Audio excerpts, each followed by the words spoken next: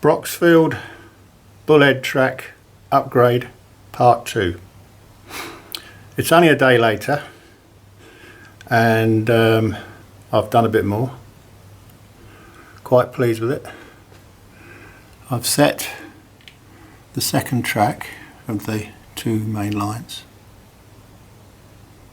at the new distance, slightly closer together, which makes a bigger gap there, and that is the old gap which I'm going to close up as well.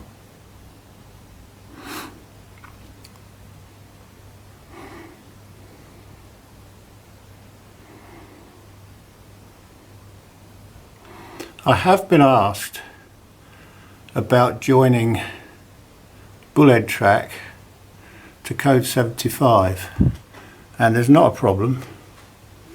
You'd have to use the normal code 75 joiners. The Bullhead fish plates, authentic fish plates, only work on the Bullhead track, but if you connect the Bullhead to other track, you need the other track's fish plate, not code 100, I don't think. Also with isolation joiners, that works as well. You use the code 75 isolation joiners to join the track. But I have ballasted up to the join of the first yard and also gone right across both tracks, and it's dead straight up to about there where that gauge is in position. It's Sunday today, so I'm having a rest, but I did do quite a bit of ballasting yesterday, and things have started to set, which is nice. There's the new gap on the fast lines, and the old gap, which is actually 5 millimeters different, wider, and I have placed a bit of track up there for effect, but I wanted to demonstrate the closeness on trains passing on this width. So I thought I'd get my fleet of B17s out and put them on the line to show you the closeness of trains passing.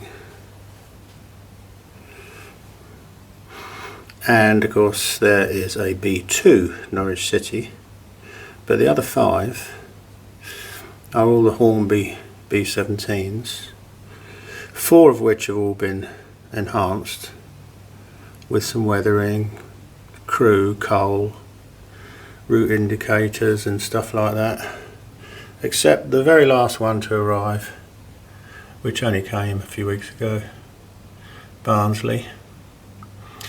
I may not give that a number change, but the others have all been changed, apart from the Man United one, which is the Hornby magazine special edition. But I've been thinking about these two slow lines,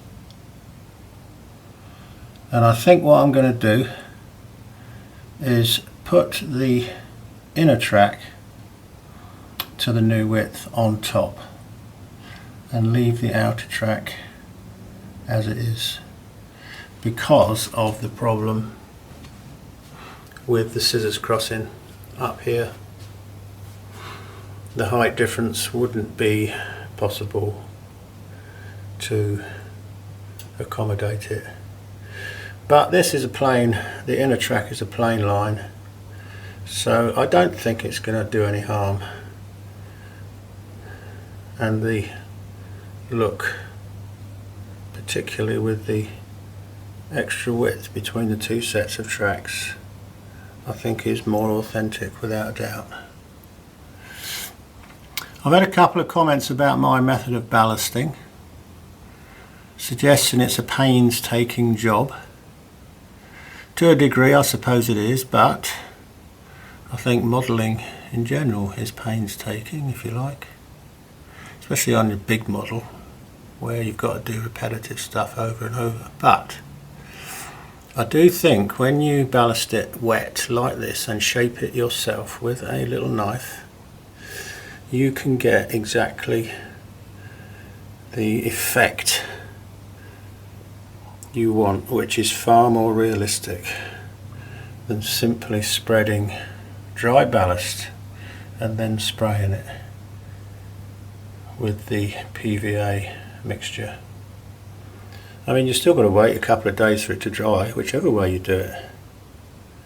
But as I said, I don't know anybody else who does it my way, and I'm not too bothered, but I do like the effect of this new width between the tracks.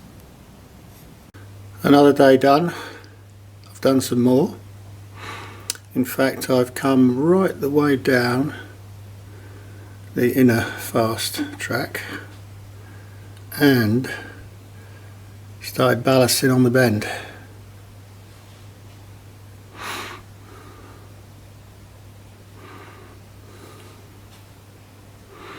And then this section here, I think, is where it's going to be married up with the current track about there.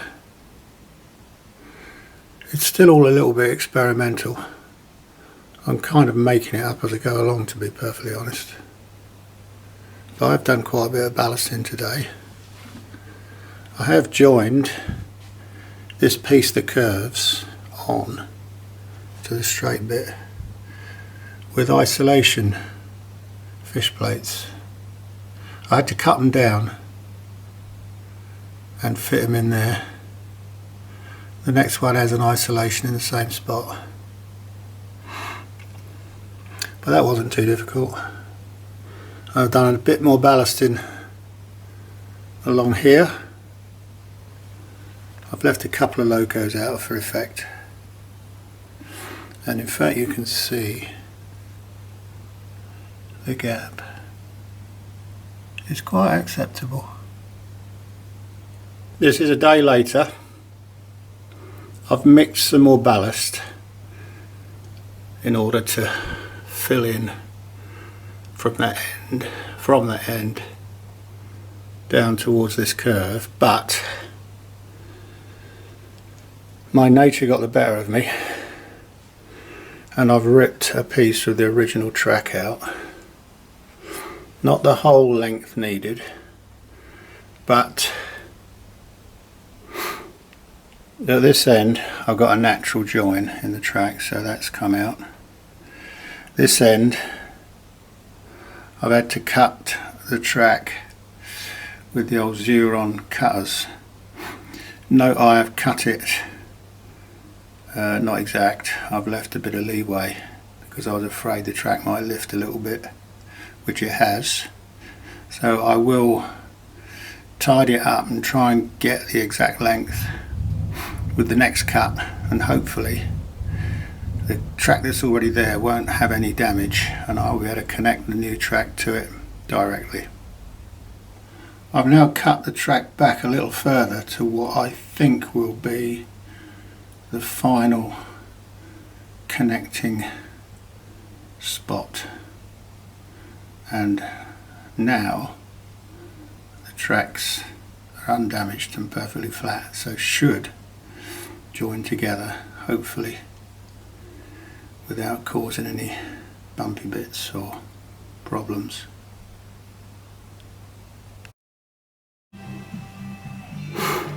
I think I've done enough for this session on this bit of track. I've cut the gap more or less to the right size for the piece of track to go in. The one end is there. I've just placed it.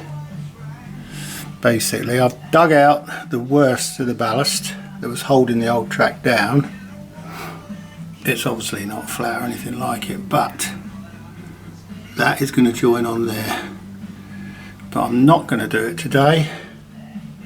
I'm going to give that job a little rest, and I am going to continue with my ballast, which I haven't touched yet. I didn't make too much today, and I am going to add it to this bare bit of track here. I think I filled in the gaps with the ballast yesterday, as mentioned, and we've come quite a way up the track now, complete. It will need tidying up, just so you know. It looks a bit scruffy, that ballast, but it's quite easy to knock any odds and ends off, to clean all the sleepers and that. I actually use a Peco rubber, track rubber, but rub it along gently and carefully, rub it along all the ballast, and it pulls off all the odd bits and pieces, leaving a nice tidy finish. But we won't do that till the very end. But back to today.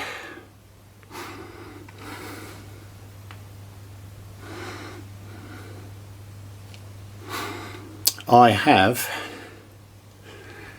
cut the last yard of bullhead track, and with code 75 joiners at that end, joining it to the present track, and then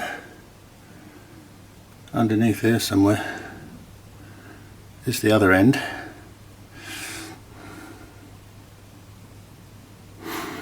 And I've dug out more ballast so that track actually is kind of suspended slightly.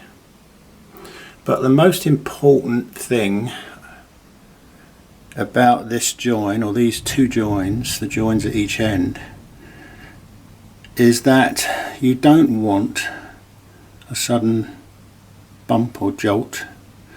So I've put a track setter in, and I've put a heavy object on top, which ensures that the track, as it runs across the new joint, will stay level, so to speak, and there shouldn't be a noticeable jolt on any train going across it.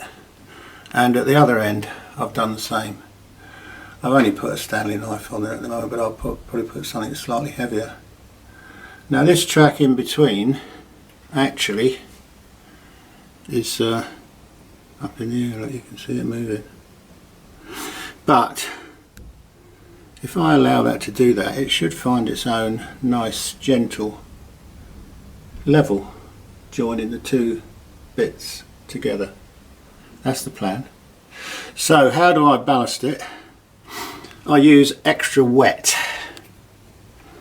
which I've got there, and I'm going to dribble that in between the sleepers. I think I'll do all down the centre and let it gently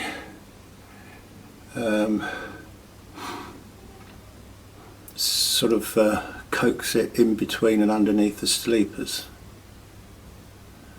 where they are positioned of their own free will, so to speak, in the most easy, sensible position, and then let that dry, and hopefully that will dry, and then the track will be solid in the position it's kind of suspended itself at the moment. I've done the first section and the wet ballast is there, and as you can see I can prod it down in between the sleepers to make sure that it spreads underneath, but because it's so wet I'm quite happy that it has spread underneath. I'm going to leave this heavy weight on the joint so that that piece there remains nice and flat, and where this bit was off the ground, so to speak. It's now completely connected, and when it dries should be in a very good position. That's the theory. We'll see what happens over the next couple of days. This is the join that was being held by the heavy weight, and this section of really sloppy ballast has now pretty much set, and I've also added a little bit more to it with a few finishing touches, although it's not completed yet.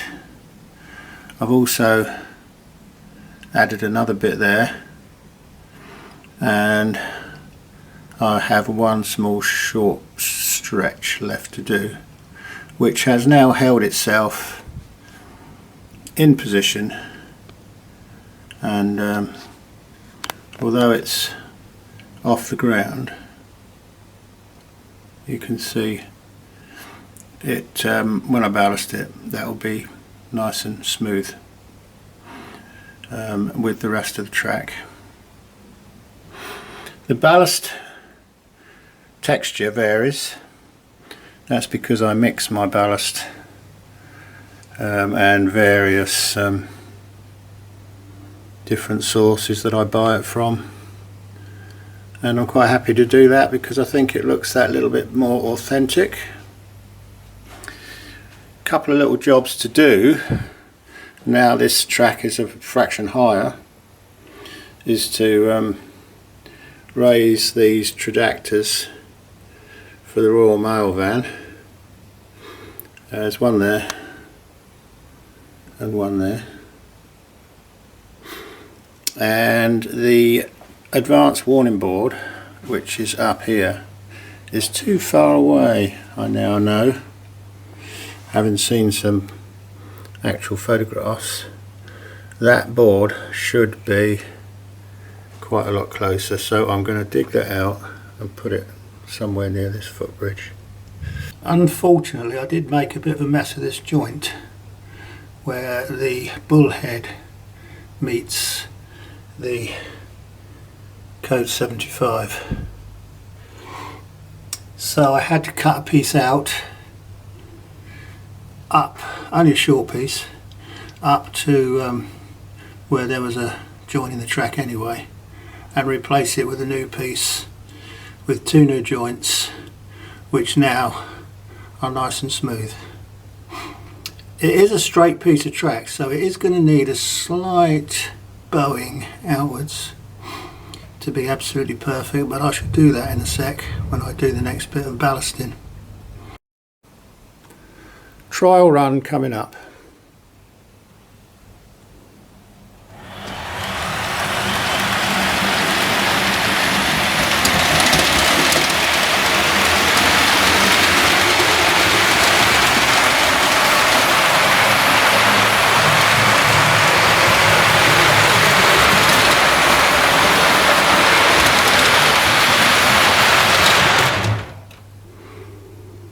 Successful, thank goodness for that.